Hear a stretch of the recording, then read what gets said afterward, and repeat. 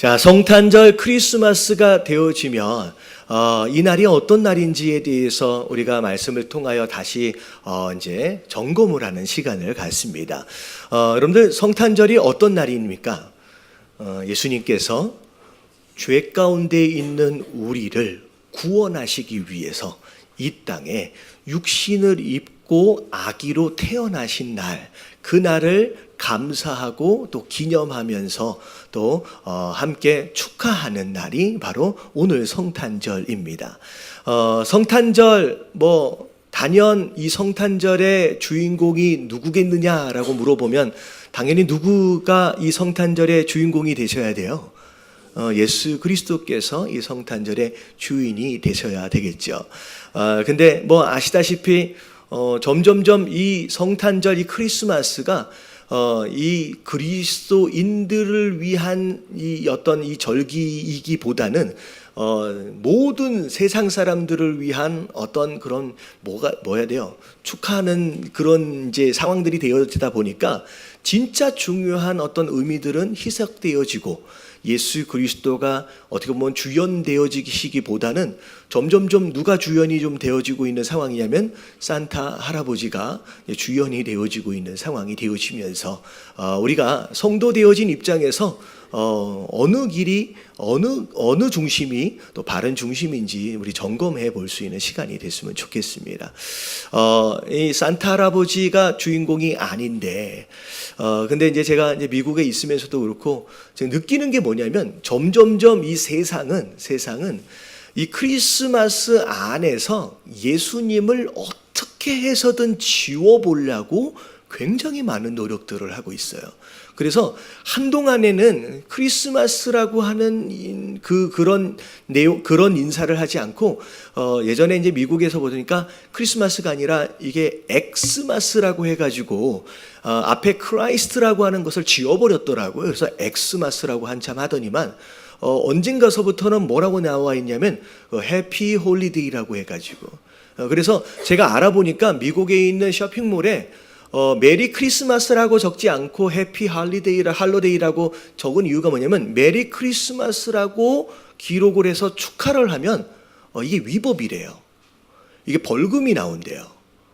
그러니까 왜 그랬냐면 미국의 법도 이런 거예요. 종교의 자유가 있다라고 하는 것을 근거로 만인들이 함께 축하해야 할 그 무엇인가로 이 크리스마스를 그리스도인들만의 행사로 그렇게 하지 말라는 거예요. 그래서 그걸 위법으로 해가지고 심지어 벌금을 물려. 그래서 메리 크리스마스라고 하는 그게 없어지고 해피 홀리데이로 대치가 되어지는 그런 상황들이 벌어집니다. 그래서 세상은 정말로 우리의 축제거든요. 예수 그리스도가 오신 이 날에 우리의 축제인데 이 날을 그들의 행사로 그들의 축제로 바꿔버리면서 예수 그리스도를 자꾸 지워버리려고 하고 어떻게 보면 이 날의 주인공의 자리에 자꾸 이상한 다른 것들을 올려놓으면서 그러면서 우리 또한 자꾸 헷갈리게 만든다라는 거죠. 그래서 오늘 이 말씀을 통하여서 크리스마스의 주인이 누구냐라고 하는 것을 다시 한번 기억하고 그 주인 되어지심에 대하여 또 우리가 성도 되어짐으로 어떻게 살아야 하느냐라고 하는 걸 다시 점검할 수 있는 복된 시간 되어지시길 주님의 이름으로 축원합니다. 자, 오늘 말씀을 보니까 오늘 목자들 이야기가 나와요. 성탄절이 되어지게 되면 예수님이 이 땅에 오심에 있어서 그 예수님이 이 땅에 오심을 많은 사람들이 돕는 자들에 대한 이야기들이 등장을 합니다. 어찌 보면 예수님이 이 땅에 오실 때 가장 많이 어떤 굉장히 중요한 위치에서 도왔던 사람이 누굴까라고 생각하면 단연 예수님의 육신의 아버지 어머니였던 요셉과 마리아를 떠올리게 되죠. 그와 더불어서 특별히 예수님이 이 땅에 오신 그 사건을 먼저 경험하고 그리고 그 소식을 먼저 전했던 사람이 누구였을까라고 하는 걸 살펴보면 오늘 말씀에 등장하고 있는 양을 치던 목자들 이야기를 생각해 볼 수 있습니다. 자, 이 내용을 보니까 밤에 이 목자들이 양을 치고 있는데 천사가 내려왔어요. 그리고 나서 이 땅의 구주로 예수님이 태어났다라고 하는 것을 메시지로 전해주고, 그 메시지로 인하여서 이 목자들이 먼저 예수님 태어나신 장소에서 축하하고 환영하는 그런 일이 있어진 것을 이 말씀을 통하여 우리가 살펴보게 되는데, 자, 오늘 말씀의 주제는 뭐냐면 이 땅에 오신 예수 그리스도, 그 예수 그리스도께서 이 땅에 오실 때에 굉장히 중요한 역할을 감당해 주었던 몇몇 사람들, 과연 이 사람들이 어떤 사람들이었길래 하나님께 이렇게 아름답게 쓰임받을 수 있었는지를 한번 말씀을 통하여 살펴보는 가운데, 우리 또한 그렇게 하나님 앞에서 쓰임받을 수 있는 우리가 될 수 있도록 결단할 수 있는 좋은 시간이 됐으면 좋겠습니다. 자, 그래서 첫 번째 하나님께 쓰임받은 이 목자들, 어떤 사람이었는지 세 가지로 좀 살펴보면, 1번서부터 함께 같이 한번 읽어볼게요. 다 같이 시작. 잠들지 않고 깨어있는 사람. 자, 오늘 말씀 8절 시작하는 부분을 보니까 그 지역의 목자들이 밤인데도 불구하고 어디 있었어요? 밖에서 자기 양떼를 지키고 있었다는. 그러니까 밤이라고 하는 것은 뭐 하는 시간이냐? 잠을 자는 시간이죠. 이 당시 이 상황에서의 이 밤에도 많은 사람들이 다 자고 있었다라고 하는 거. 하지만 이 시간, 남들이 다 자고 있는 이 시간에 깨어있는 자들이 누구였냐면 이 목자들이었고, 그들이 깨어있는 것으로 인하여 천사를 만날 수 있는 기회를 얻었다라는 거죠. 만약에 이들 또한 다른 사람들처럼 밤에 다 자고 있었다라고 한다면 이 천사를 만날 수 있는 기회 또한 얻을 수 없었겠죠. 사실 이 내용이 영적으로 보면 지금 오늘날 영적으로 다 밤이에요. 많은 사람들이 다 자고 있는 상태예요. 근데 잠들어 있는 이 밤과 같은 이 세상 가운데서 깨어있는 누군가를 하나님이 찾고 계신다는 거예요. 깨어있는 그 누군가에게 메시지를 전해주길 원하시고, 그 깨어있는 누군가에게 함께 일하길 원하신다라고 하는 거예요. 여러분, 하나님 앞에서 쓰임받길 원하신다라고 한다면 여러분 영적으로 깨어있는 저와 여러분들 되시길 주님의 이름으로 축원합니다. 여러분, 이게 깨어있는 게 굉장히 중요한 이유가 뭐냐면, 제가 앞에 서론에서 산타 할아버지 얘기를 좀 했는데, 산타 할아버지 이야기를 참 잘 들여다보면 그래요. 산타 할아버지가 뭐 하는 사람이냐? 착한 아이들에게 뭘 주는 사람이에요? 선물을 주는 사람이에요. 근데 이 아이들이 이 산타 할아버지의 선물을 받기 위해서, 요즘 아이들은 그렇지 않는 것 같아요. 이미 누가 산타 할아버지인지를 알죠. 부모님이 산타 할아버지잖아요. 근데 중요한 건 뭐냐면 이 아이들이 예전에는 이게 뭐죠? 양말 같은 것도 막 준비해가지고 걸어놓고 산타 할아버지가 선물 줄 걸 막 기대하는 거예요. 근데 여러분, 산타 할아버지의 선물을 언제 받느냐? 아이들이 받을 수 있는 양말을 다 준비한 다음에 뭐 하고 있는 동안에 받아요? 자고 있는 동안에 받아요. 그러면 산타 할아버지의 스토리를 잘 들여다보면 선물은 언제 받는 거냐? 자고 있는 동안에 받아요. 자, 일어나고 난 뒤에 가서 보니까 선물이 놓여져 있습니다. 근데 중요한 거는 선물은 받는데 산타 할아버지를 만납니까? 못 만납니까? 산타 할아버지는 못 만나요. 그럼 평생 그 산타 할아버지는 못 만나요. 왜? 그 시간에, 선물을 주는 그 시간에 뭐 하고 있기 때문에? 다 자고 있기 때문에. 근데 이게 굉장히 영적으로 특별한 의미가 있는 것 같아요. 여러분, 우리가 영적으로 자고 있다라고 한다면 성도 되어져 있기 때문에 받을 수 있는 그 예수 그리스도로 인한 선물은 어느 정도 누릴 수는 있지만, 그 예수 그리스도를 직접 만난다, 못 만난다? 못 만나는. 여러분, 중요한 건 뭐냐면 예수 그리스도로 인하여 주어진 선물을 받는 것도 중요하지만, 여러분, 우리는 선물을 받는 게 중요한 게 아니라 누굴 만나야 돼요? 여러분, 예수 그리스도를 만나야 돼요. 마치 산타 할아버지를 기다리는 것처럼 영적으로 우리가 자고 있다라고 한다면 선물의 일부분만을 누리고 예수 그리스도를 만날 수는 없다라는 거죠. 오늘 말씀을 통하여서 하나님 뭐라고 말씀하시느냐? 선물만 누리는 자가 아니라 그분이 주시는 선물만을 누리는 자가 아니라 그분을 만나야 된다는 거예요. 여러분, 영적으로 깨어있는 가운데 예수 그리스도를 여러분 만나시는 저와 여러분들 되시길 주님의 이름으로 축원합니다. 여러분, 그게 신앙생활이에요. 선물을 누리는 게 신앙생활이 아니다라는 거예요. 근데 종종 설교를 듣다 보면 영적으로 깨어있으라는 얘기는 많이 들었습니다. 근데 도대체 영적으로 깨어있는다는 게 도대체 뭐냐, 뭐 어떻게 하라는 얘기냐, 굉장히 막연할 수 있거든요. 자, 성경을 통하여서, 말씀을 통하여 영적으로 깨어있으라는 얘기가 구체적으로 뭐라는 얘기인지를 함께 살펴보도록 하겠습니다. 자, 마태복음 26장 41절 말씀 같이 한번 읽어볼게요. 시작. 시험에 들지 않게 깨어 기도하라. 마음에는 원이로되 육신이 약하도다 하시고. 자, 성경에 보면 깨어있으라는 명령이 몇 군데나 나오냐면 거의 50여 군데가 나옵니다. 굉장히 자주 하나님 말씀하신 내용이에요. 명령입니다. 근데 성경 구절들을 잘 들여다보면 이 깨어있으라고 하는 단어와 함께 항상 이게 커플처럼 이게 짝을 맺어서 함께 따라오는 명령이 하나가 있어요. 그게 뭐예요? 이거 보니까 깨어 기도하라 라고 나와요. 여러분, 영적으로 깨어있으란 말은 곧 뭐하란 얘기예요? 여러분, 기도하란 얘기예요. 한 구절만 더 보면 골로새서 4장 2절 말씀을 보면 같이 한번 읽어볼게요. 시작. 기도를 계속하고 기도에 감사함으로 깨어있으라. 예, 기도를 계속하고 기도에 감사함으로 깨어있으라. 곧 깨어있는다라고 하는 것은 곧 뭐하는 것이냐? 기도하는 것이다 라는 거예요.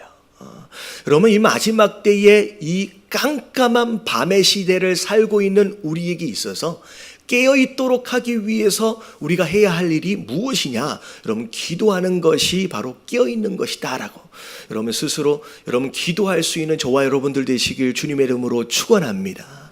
여러분, 기도하지 않으면요, 여러분 영적으로 잠들어져 가는 거예요. 여러분, 예수님 만날 수 없고요, 하나님께서 전해주시는 메시지와 하나님의 초청하심에 여러분 반응할 수 없는 상태가 되어지는 거예요. 여러분, 첫 번째, 이 목자들이 처음 어떻게 천사를 만나게 되고 예수 그리스도의 오신 소식을 처음 어떻게 듣게 되었느냐? 가장 기본적인 전제가 영적으로 깨어 있었어요. 우리로 얘기하면 기도하는 자였다는 거예요. 여러분, 기도하지 않는 자, 여러분 하나님이 쓰신 적이 없습니다. 깨어 있어서 기도하는 자리를 지킬 줄 아는 사람을 하나님이 쓰시는 것처럼 여러분 영적으로 잠들지 마시고 깨어서 기도할 수 있는 저와 여러분들 되시길 주님의 이름으로 축원합니다. 자, 두 번째, 이 목자들이 자, 깨어서 기도해요. 그러면 기도만 하면 되느냐? 여러분, 그게 아니죠. 자, 두 번째 같이 한번 읽어볼게요. 시작. 아껴진 일에 성실하고 충성을 다하는 사람. 자, 오늘 8절에 보니까 밤에 깨어서 눈만 말똥말똥 뜨고 있던 사람들이 아니에요. 눈 뜨고서 뭐하고 있는 사람이에요? 자기의 양떼를 지키고 있는 사람이었다라는 거죠. 여러분, 하나님 앞에 쓰임받는다라고 했을 때 어떤 사람이 하나님이 쓰시느냐? 뭐 대단한 무엇인가를 계획하고 준비하여 어마어마한 업적을 이루는 사람을 하나님이 쓰시느냐? 여러분, 그런 게 아니에요. 하나님은 일단 첫 번째 기도함으로 깨어있는 자를 찾으시고요, 그 기도함과 더불어서 뭐 하는 사람을 찾고 계시느냐? 자기에게 맡겨진 그 양을 지키며 돌보고 있는 사람을 하나님이 찾으신다는 거예요. 여러분, 내게 맡기신 양이 뭘 의미하느냐? 여러분, 여러분들에게 맡기신 가정을 의미하는 거예요. 여러분들이 맡겨주신 직분을 의미하고요, 사업장과 직장을 의미하는 겁니다. 이게 여러분들에게 맡겨주신 양떼라는 얘기예요. 대단하게 어딘가를 가지고 어마어마하게 화려한 이런 일들을 해야 하느냐? 그게 아니라 하나님은 지금 내게 맡겨진 그 일, 내 삶의 현장에서 거기에 성실하고 거기에 충성을 다하고 있는 사람을 하나님이 찾으시고 거기에 그 사람들을 하나님이 쓰신다라고 하는 거. 그래서 성경에 보면 어떤 경우에서도 여러분 놀다가 쓰임받은 사람은 없어요. 놀다가 쓰임받은 사람은 없어요. 여러분, 모세, 하나님께 부름을 받아서 이스라엘 백성들을 출애굽시켰던 이 모세도 하나님을 만나는 딱 그 순간 뭐 하고 있던 순간이었어요? 장인의 양을 치고 있던 사람이었어요. 놀고 있던 사람이 아니에요. 자기 양이 아니더라도 장인이 맡겨준 그 양을 열심히 돌보고 있는 그 상황에서 하나님이 모세를 찾으시는 거고요. 여러분, 다윗이 왕으로 기름 부음을 받을 때 다윗이 어디에서 뭐라고 했었느냐? 들에서 아버지가 맡겨준 그 양을 열심히 치고 있는 순간 부르심을 받아서 기름 부음을 받는 거예요. 기름 부음을 받는다라고 했을 때 사무엘 선지자가 왔을 때 그 집안에서 먼저 가깝게 앉아있던 사람이 기름 부음을 받는 게 아니에요. 멀리 있더라도 자기 일에 충성을 다하고 성실하게 그 일을 감당하는 사람을 뭐에서라도 기름을 부어요. 멀리서라도 불러서라도 와서 기름을 붓는 거예요. 그럼 예수님 당시에 볼 때 베드로가 어떻게 쓰임 받았어요? 예수님 부르실 때 베드로가 뭐 했냐면 고기를 잡고 있던 그 현장에서 부르심을 받았어요. 우리도 마찬가지예요. 하나님 나중에 뭐 그게 아니에요. 내게 지금 맡겨주신 그 일을 여러분 그 일에 성실하게 충성을 다할 수 있는 저와 여러분들 되시길 주님의 이름으로 축원합니다. 그래서 신앙생활에 있어서 이 성실함이라고 하는 게 너무 중요한데 저는 그렇습니다. 제가 이제 모태신앙이다 보니 어떤 마음을 갖냐면 어떤 큰 집회나 어떤 유명한 강사들이 오는 어떤 그런 예배 가운데서 막 불받아가지고 갑자기 사람이 변하고 그럼 물론 그렇게 하나님이 역사하실 수도 있지만 여러분 진짜 신앙생활은 여러분 그렇게 누려지는 것보다는 어떻게 하는 것이냐 마치 매일매일 한 도막의 벽돌을 쌓아가는 것처럼 아침에 일어나는 순간 하나님 감사합니다 라고 기도하면서 어찌 보면 몇 장씩 많이 읽을 필요가 있는 게 아니라 단 한두 구절이라도 말씀을 묵상하며 매일매일 그렇게 하나씩 하나씩 쌓아가는 여러분 이게 진짜 신앙생활이에요. 여러분 신앙생활을 여러분 성실하게 하시게 되길 주님의 이름으로 축원합니다. 왔다 갔다 하지 마세요. 매일매일 말씀을 묵상하고 매주 하나님께 예배가 드려지고 여러분 그렇게 되면요 몸은 큰 변화들이 갑자기 일어나지 않지만 여러분 이렇게 신앙생활을 하신 분들은 여러분 1년이 지나고 2년이 지나고 여러분 이게 시간이 거듭되어질수록 점점 단단하게 세워져 가는 그런 사람. 그래서 갑자기 은혜 받은 사람은요 시험도 어떻게 들어요? 갑자기 들어서 그냥 쓰러지는 거예요. 근데 공든 탑은 안 무너진다고 매일매일 이렇게 차곡차곡 신앙생활을 쌓아간 사람들이요 웬만한 풍랑이 일어나도요 여러분 웬만해선 넘어지지 않아요. 여러분 성실하게 여러분 그렇게 신앙생활할 수 있는 저와 여러분들 되시길 주님의 이름으로 축원합니다. 자, 그래서 잠언 28장 18절서부터 20절까지를 보면 자 같이 한번 읽어볼게요. 시작. 성실하게 행하는 자는 구원을 받을 것이니 굽은 길로 행하는 자는 곧 넘어지리라. 자기의 토지를 경작하는 자는 먹을 것이 많으려니와 방탕을 따르는 자는 궁핍함이 많으리라. 충성된 자는 복이 많아도 속히 구하고 나아는 자는 성별을 말하지 못하리라. 성실하게 행하는 자에게 하나님 뭘 베푸신대요? 여러분 구원을 베푸신대요. 여러분 우리가 무엇으로 구원을 받아요? 여러분 믿음으로 구원을 받는데 다시 말하면 그 구원을 받는 것 자체 그 믿음이라고 하는 것 안에 뭐가 있느냐면 성실함 자체가 믿음 안에 들어있다는 얘기예요. 그런 가운데 이 성실하게 행하는 자의 반대되어지는 표현이 굽은 길로 행하는 자예요. 여러분 이건 요령 피우는 사람이에요. 빨리 무엇인가를 이루어 보기 위한 어떻게 보면 지름길을 찾는 자. 그러면 이런 자는 오히려 어떻게 된다? 넘어진다라고 말씀하시는 거예요. 그래서 여러분 신앙생활은 지름길을 찾아서 빨리 무엇인가를 이루는 것이 아니라 여러분 하루하루를 여러분 쌓아가는 것이다라고 하는 걸 기억하셔야 합니다. 자, 자기의 토지를 경작하는 자는 먹을 것이 많다. 하지만 방탕한 자는 방탕을 따르는 자는 궁핍할 것이다. 20절에 보니까 충성된 자. 자, 뭐가 많대요? 복이 많대요. 복이 많대요. 여러분 이 충성이라는 단어는 하나님의 명령하심을 듣고 성실하게 살아가는 것, 여러분 이게 충성이에요. 여러분 그렇게 하는 사람들에게는 하나님 복을 많이 주시지만 속히 부하고자 하는 자, 빨리 무엇인가를 쉽게 이루어보려고 하는 그런 사람은 뭘 면하지 못한다? 오히려 거꾸로 형벌을 면하지 못한다라고 말씀하시는 거예요. 여러분 신앙에는 지름길이 없어요. 여러분 지름길을 찾지 마시고 여러분 매주 매일매일 여러분 차곡차곡 성실하게 여러분들의 삶을 세워갈 수 있는 저와 여러분들 되시길 주님의 이름으로 축원합니다. 자, 그러면서 충성에 대하여 우리가 누가복음 16장 10절에는 이런 말씀이 있어요. 자, 같이 한번 읽어볼게요. 시작. 지극히 작은 것에 충성된 자는 큰 것에도 충성되고 지극히 작은 것에 불의한 자는 큰 것에도 불의하니라. 예, 충성을 다하기 위해서 우리가 가져야 할 마음 가운데 하나가 뭐냐면, 자, 하나님이 뭘 먼저 맡겨주신대요. 작은 일을 먼저 맡겨주신대요. 그리고 나서 그 일에 충성을 다하는지를 확인하신 다음에 그 다음에 뭘 맡기세요? 좀 더 큰 일을 맡기신다라는 거죠.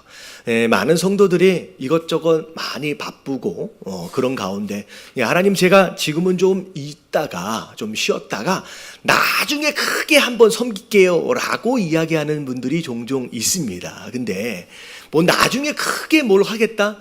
언제 하나님이 큰 거 맡기신대요 그 사람한테.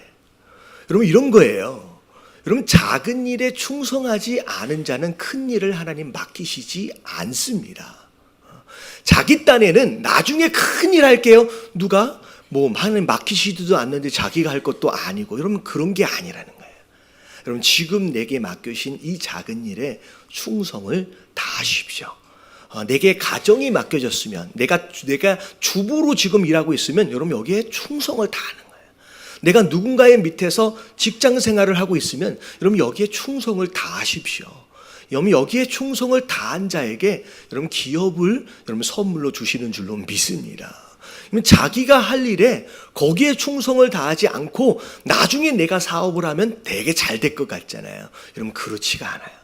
요즘에 많은 사람들이 창업을 하지만 여러분 창업을 한 상황 가운데서의 거의 7, 80%는 다 뭐하고 있어요? 전부 다 망하고 있어요. 여러분 망하게 되는 이유 중에 하나가 뭐냐면 내가 누군가에게 정말로 충성되이 행한 것으로 말미암아 배운 게 없기 때문에 그러면 경험이 없으니까 망하는 거예요. 하나님 뭐라고 말씀하시냐면 작은 것에 충성을 해봐라. 그러면 그 다음 단계 내가 맡겨보겠다라고 하나님 말씀하고 계시는 거예요.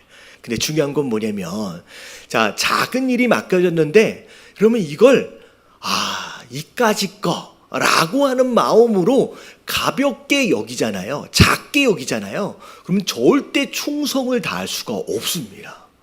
내게 맡겨진 일들에 대하여 이까짓 거라고 하면서 작게 여기는 사람은 여기에 목숨을 걸지를 못해요. 여러분 내게 맡겨주신 일을 절대 작은 일이라고 생각하지 마시고요. 이게 내게 있어서 가장 중요하고 가장 큰 일이라고 하는 그런 마음을 가지고 여러분 섬기시는 저와 여러분들 되시길 주님의 이름으로 축원합니다.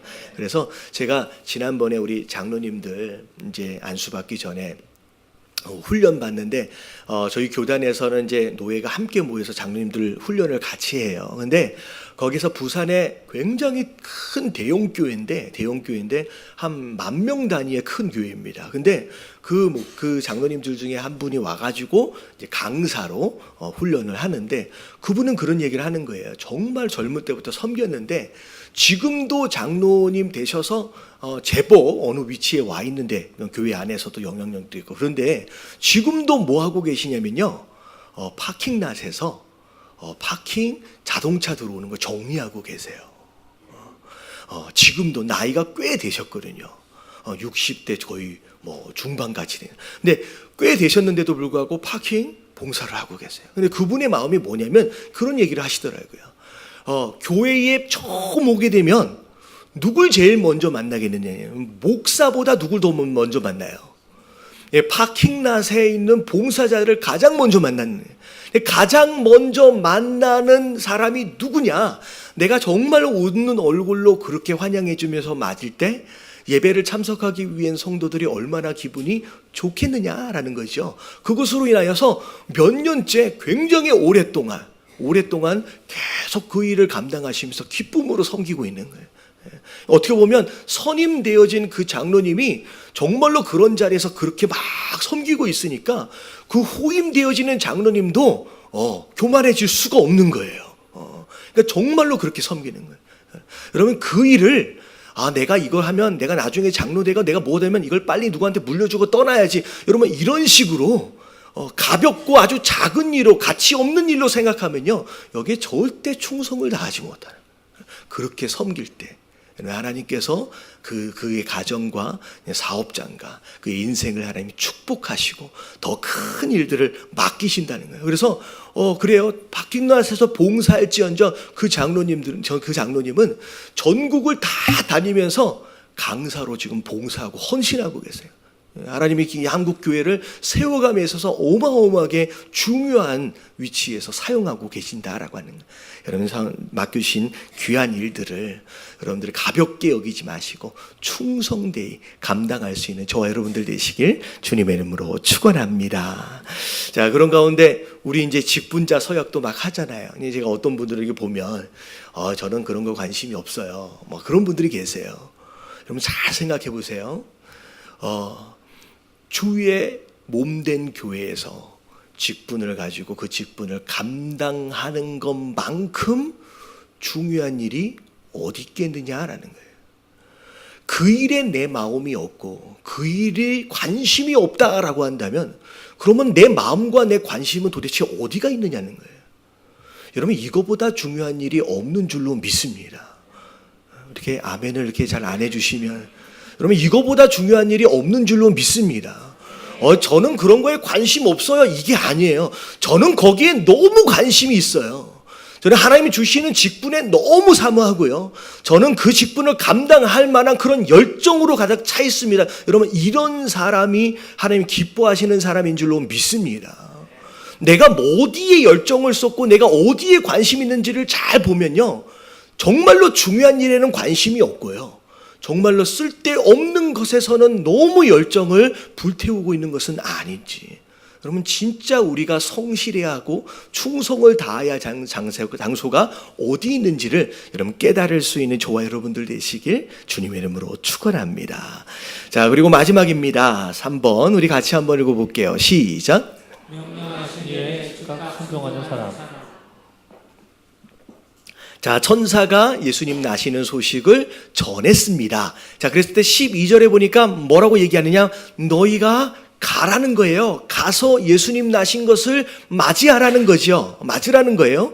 그랬을 때 15절 뒤에 부분을 보니까, 자, 15절 말씀, 천사들이 떠나 하늘로 올라가니 목자가 서로 막 얘기하는 거예요. 자, 이제 베들레헴으로 가서 주께서 우리에게 알리신 바 이 일어난 일을 뭐하자? 보자 하고 16절에다 같이 시작. 빨리 가서 마리아와 요셉과 고유에 누인 아기를 찾아서. 자, 천사가 가라고 말했어요. 가서 예수님을 맞이하라고 말했어요.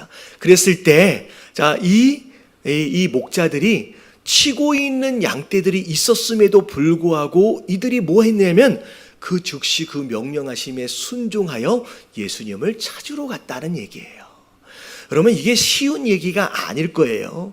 여러분, 이들이 놀고 있던 사람들이 아니었습니다. 이 밤에 들에서 뭘 하고 있었어요? 양떼들과 함께 그 양떼들을 지키고 있었어요. 그런데 여러분, 예수님을 맞이하려고 찾으러 가려면 뭐 하고 가야 돼요? 돌보고 있던 양들을 놓고 가야 돼요. 아마도 이 양떼들이 어찌 보면 순종함에 있어서 장애물이 되었을 가능성이 높습니다. 왜냐하면 놓고 가면 이게 이 양떼들이 어떻게 될까 걱정할 수밖에 없거든요. 여러분, 우리 삶 가운데서도 마찬가지예요. 하나님 명령하심이 있어요. 그런 가운데 순종해야 되는지를 알지만 자꾸 내 마음 가운데 뭐가 방해가 돼요? 지금까지 내가 돌보고 있는 이 양떼들이 방해가 되는 거예요. 그것 때문에 결단하지 못하고 순종하지 못하는 사람들이 많습니다. 근데 중요한 건 뭐냐면 아기 예수님을 찾으라고 명령하신 그 하나님이 지금 목자들이 뭐 하고 있었는지를 아실까요? 모르실까요? 여러분, 목자들이 뭐 하고 있던 사람들인지 여러분 아시는 분이에요. 이 목자들이 양을 돌보고 있었던 사람들이었는지를 아시고요. 이 양을 그 일에 순종하려면 양을 놓고 가야 하는지도 하나님은 아시는 분이에요. 여러분, 핑계를 대고 이유를 달기 전에 내 모든 상황을 이미 하나님은 뭐 하고 계신다? 다 알고 계신다는 거예요. 여러분, 이것에 대한 믿음이 필요해요. 내가 생각할 때는 장애일 수 있고 이것 때문에 순종이 결단하기가 쉽지 않을 것 같지만 하나님은 내 모든 상황을 이미 아시는 가운데 명령하신 거예요. 그 얘기는 순종했을 때 이 양에 대한 문제는 누가 책임진다는 거예요? 여러분, 하나님이 책임을 진다는 거예요. 여러분, 이것에 대한 믿음이 없으면 순종이 불가능합니다. 계속 이 양떼 때문에 떠나지를 못하는 거예요. 여러분, 내 삶 가운데 허락하신 이 모든 문제들, 여러분 이미 하나님이 다 아시는 가운데, 하나님은 아시는 가운데 명령하셨다라고 한다면 여러분 이 문제까지도 하나님 앞에 맡기시고 여러분 순종할 수 있는 저와 여러분들 되시게 주님의 이름으로 축원합니다. 그러면 유월절, 이스라엘 백성들이 유월절을 지낼 때도 마찬가지예요. 모든 20세 이상의 모든 남자들은 무조건 유월절 기간이 되어지면 예루살렘으로 모이라는 거예요. 국경을 지키고 있는 군사들마저도 전부 다 예루살렘 안으로 다 들어와야 됩니다. 근데 예루살렘으로 들어오라라고 하시는 명령하신 그 하나님은 국경에 대한 문제를 이미 아시는 분이에요. 오라고 명령하셨을 때, 들어오라고 명령하셨을 때 하나님은 무슨 계획이 있냐면 그 국경에 대한 문제까지도 그분이 책임지시겠다라고 하는 계획이 이미 그 안에 있다라고 하는 거. 여러분, 이유를 달기 전에, 핑계를 대기 전에 이미 내 속사정까지도 다 알고 계신다라고 하는 것을 믿어드리면서 여러분 말씀에 순종할 수 있는 저와 여러분들 되시길 주님의 이름으로 축원합니다. 특별히 오늘 말씀 가운데 순종에 대하여 제가 한 3가지만 몇 가지 말씀을 드리고 정리할까 합니다. 왜 이 순종이 중요한지 아마 지난주부터 좀 말씀을 드렸던 내용의 연속일 것 같은데, 자, 3가지 중에 첫 번째 한번 같이 한번 읽어볼게요. 시작. 순종은 보이지 않는 믿음의 증거가 된다. 자, 믿음은 잘 보이지 않습니다. 근데 보이지 않는 믿음은 반드시 무엇으로 드러나게 돼 있어요? 순종이라고 하는 것으로 드러나게 돼 있어요. 다시 말하면 순종으로 나타나지 않는 믿음은 여러분들 허상입니다. 여러분 착각이에요. 여러분 믿음이 없는 거예요. 반드시. 자, 히브리서 11장 8절 말씀 같이 한번 읽어볼게요. 다 같이 시작. 믿음으로 아브라함은 부르심을 받았을 때에 순종하여 장래의 유업으로 받을 땅에 나아갈새 갈 바를 알지 못하고 나아갔습니다. 네, 아브라함이 하나님에 대한 믿음이 있었어요. 그랬을 때 하나님이 본토 친척 아비집을 떠나라라고 말씀하시는 순간 속이 아니는 이 믿음으로 말미암아 뭐 하기 시작했어요? 예, 진짜 순종하며 그 땅을 떠나기 시작하는. 그러니까 믿음이 있었기 때문에 떠나는 거예요. 다시 말하면 거꾸로 얘기하면 순종하지 만약에 못했다라고 한다면 하나님을 믿은 거예요, 못 믿은 거예요? 그럼 믿지 못했기 때문에 순종을 못하는 거예요. 여러분 삶 가운데 여러분 하나님의 명령하심에 대하여 나는 제대로 순종한 적이 없는데 여러분 혹시 그렇게 생각되어진다라고 한다면 여러분 내 안에 뭐가 없는 거다. 여러분 믿음이 없는 게 맞습니다. 여러분 이건 허상이에요. 가짜예요. 여러분들 안에 있는 보이지 않는 믿음을 여러분 보이는 순종을 통하여 증명하실 수 있는 저와 여러분들 되시길 주님의 이름으로 축원합니다. 자, 이게 어찌 보면 이제 지난주에 함께 나눴던 말씀이고 이제 2번째가 중요해요. 자, 2번 같이 한번 읽어볼게요. 시작. 순종은 우리의 영혼을 깨끗하게 한다. 어쩌면 약간 새로운 의미일 수 있어요. 자, 우리가 영혼이 깨끗해지기 위해서 어떻게 해야 하느냐라고 하는 걸 잘 생각해 보면, 자, 영혼이 깨끗해지기 위해서 일단은 뭘 하는 게 좋냐라고 물어보면 뭐 한다고 얘기하냐면 기도하는 게 굉장히 중요합니다. 기도는 하나님과 교제하는 거거든요. 그러니까 기도를 막 많이 하면서 우리의 영혼이 깨끗해질 수 있어요. 기도가 그런 역할을 합니다. 근데 또 어떻게 하면 우리가 깨끗해질 수 있을까 고민하면 우리가 죄를 안 지으면 깨끗해진다라고 생각할 수 있을 것 같아요.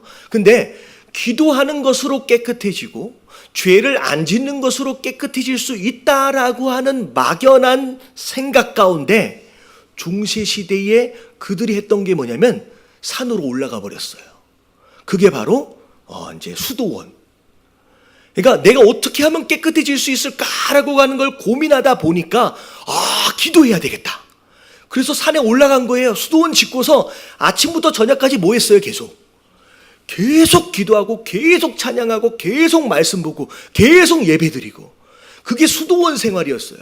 산에 올라가서 그랬는데 그리고 나서 이 세상과 단절된 삶을 사니까 죄를 지어야 안 지어요.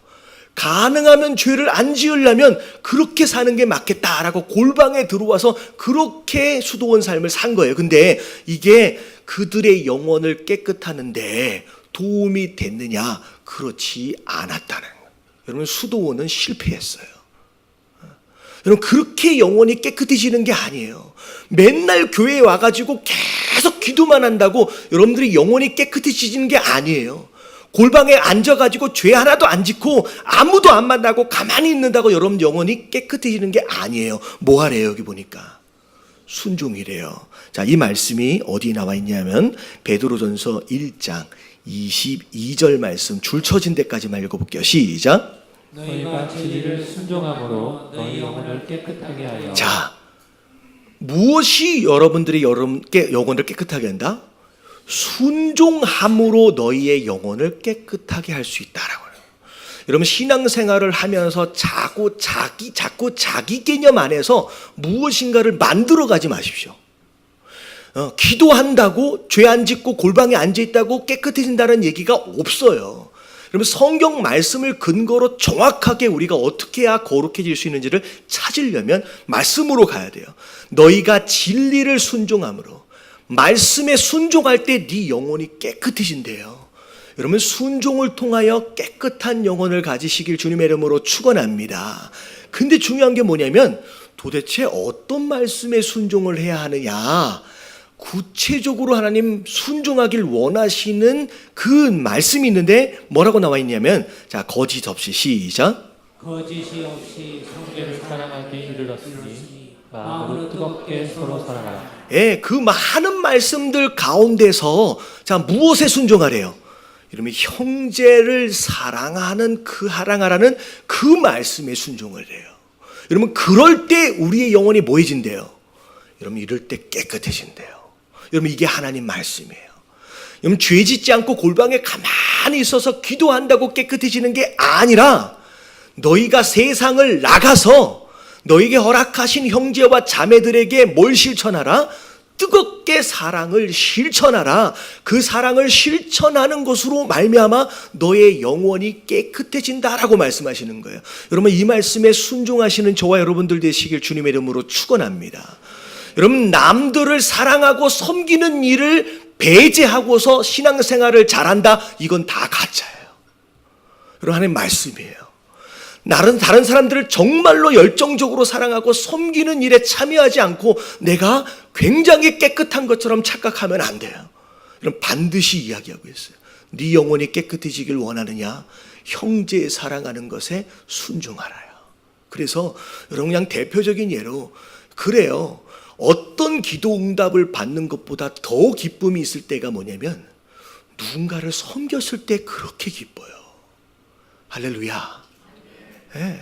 우리 장애인분들 섬기기 위해서 한 달에 한 번씩 가는데 가서 3시간 동안 열심히 무엇인가를 하고 와요. 근데 이게 어느 순간에는 얘가 참 적성에 잘 맞는 것 같기도 해요. 가서 우리 장애인분들이 막 물건 막 조립하는 걸 우리가 토요일 날 가서 대신 조립해 주거든요. 근데 그걸 하면서 그런 생각을 해요.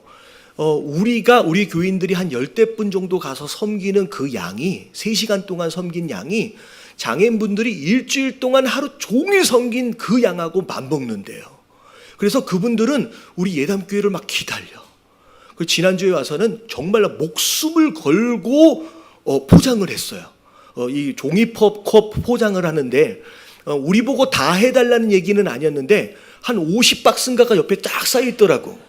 근데 1시간을 섬겼는데 한 3분의 1 가까이 된 것 같아. 그러니까 우리 성도들끼리 이왕에 봉사하는 김에 이거 다 하고 가자라고 해서 맨 처음에 1시간은 막 대화도 하면서 편하게 했는데 나머지 2시간은 막 눈에 불을 켜고서 마치 이걸 못하면 안 되는 것처럼 막 해가지고 정말로 이 50박스를 2분 남겨놓고 마무리했어요.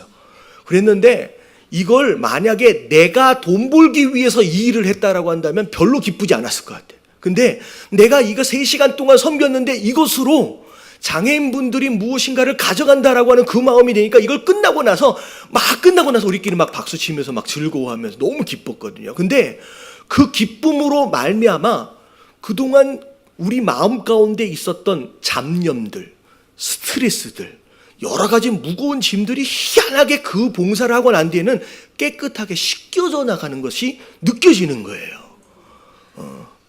여기 다음 주부터 나올라나 본데.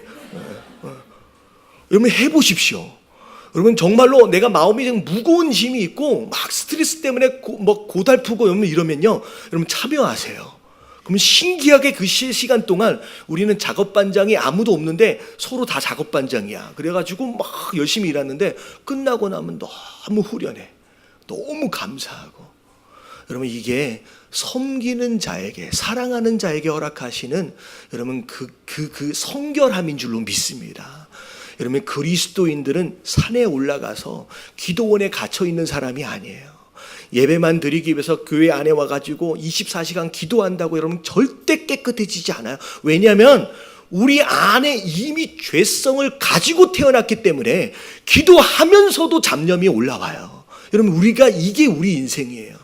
여러분 섬기고 사랑하는 마음으로 여러분 거룩한 성도들 되어지시길 주님의 이름으로 축원합니다. 자, 마지막 3번째입니다. 같이 한번 읽어볼게요. 시작. 기쁨으로 한 순종은 복을 누리게 한다. 자, 순종이란 단어를 이야기할 때 항상 자주 옆에 붙어오는 단어들 가운데 하나가 뭐냐면 복종이라고 하는 단어. 여러분 순종과 복종의 차이가 뭐가 있을까? 좀 이제 굳이 설명을 해보면 무엇인가 명령을 받았을 때 기쁜 마음으로, 즐거운 마음으로 막 하면 뭐라고 해야 해요? 이걸 순종이라고 얘기하겠죠. 근데 명령을 받았는데 진짜 하기 싫어. 너무 하기 싫어. 그리고 내가 못하는 거야. 여러분 그럴 경우에는 어쨌든 해야 되잖아요. 그랬을 때 하는 걸 뭐라고 불러요? 이런 복종이라고 불러요. 근데 순종이 되었든 복종이 되었든 어쨌든 하는 거예요. 근데 그 결과가 달라요. 기쁨으로 순종했을 때의 결과와 어쩔 수 없이, 제가 전문 용어로 뭐라 그러냐면 궁시렁이라 그래요. 궁시렁. 궁시렁, 어차피 할 거면서 뒤에서 궁시렁 하면서 하는 사람들이 주변에 있어요, 없어요? 있거든요. 어차피 할 건데 근데 궁시렁 거리면서 하는 그 복종의 결과는 너무 달라요. 뭐가 다르냐? 자, 이사야서 1장 19절. 이런 말씀 찾으려고 지금 쉽지 않은데 같이 한번 읽어볼게요. 시작. 너희가 즐겨 순종하면 땅이 아름다운 소산을 얻을 것이요. 여러분 즐거운 마음으로 순종한 사람들은 어디에서도 복을 누린다. 여러분 이 땅에서도 복을 누려요. 땅의 아름다운 소산을 먹을 것이요라고 얘기해요. 여러분 이 땅에서도 복을 누리길 원하신다라고 한다면 여러분 궁시렁을 빼시고 여러분 기쁜 마음으로 즐겁게 순종하실 수 있는 저와 여러분들 되시길 주님의 이름으로 축원합니다.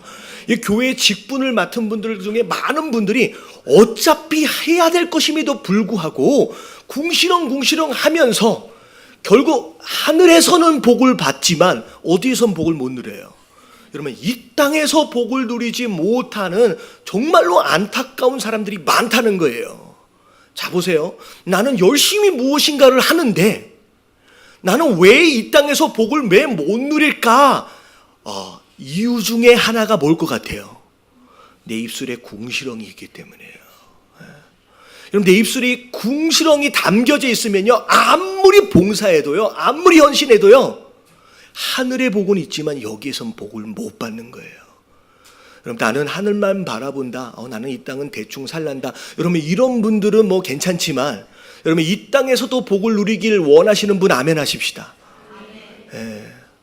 여러분, 그렇다라고 한다면 정말 기쁘고 즐거운 마음으로 여러분 순종하시게 되길 주님의 이름으로 축원합니다. 하나님은요, 누구든 사용하실 수 있는 분이에요. 근데 하나님은 아무나 사용하시진 않습니다. 요셉과 마리아, 들에서 양을 치던 목자들, 누구든 사용하실 수 있었어요. 하지만 이들은 아무나는 아니었어요. 어떤 사람이 하나님 앞에 쓰임받느냐라고 하는 거에 대한 몇 가지 중요한 기준들을 말씀을 드린 거예요. 여러분, 기도하십시오. 여러분, 깨어있지 않는 자는 하나님이 쓰실 수가 없어요. 왜냐하면 하나님의 음성을 들을 수 있는 기회 자체를 얻지를 못하기 때문에. 그리고 뭐 해야 돼요?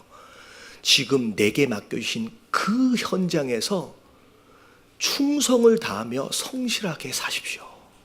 하나님이 지금 갑자기 여러분들 불러서 아프리카를 보내시려는 분이 아니에요. 어딘가는 뭘 보내가지고 대단한 일을 막 하라고 막 강요하시는 분이 아니에요. 하나님은 어떤 사람을 사용하시냐? 내게 맡겨진 그 일이 제일 중요하고 제일 큰 일이라고 생각하고 목숨을 걸고 충성을 다하는 그 사람에게 하나님께서 큰 일을 맡겨가시는 줄로 믿습니다. 그리고 믿음이 있는 자는 뭐 할 수 있어요? 순종해요. 여러분, 이것 때문에 순종 못하고 저것 때문에 순종 못하고 여러 가지 이유와 핑계들, 여러분, 하나님은요 그것까지도 다 알고 계세요.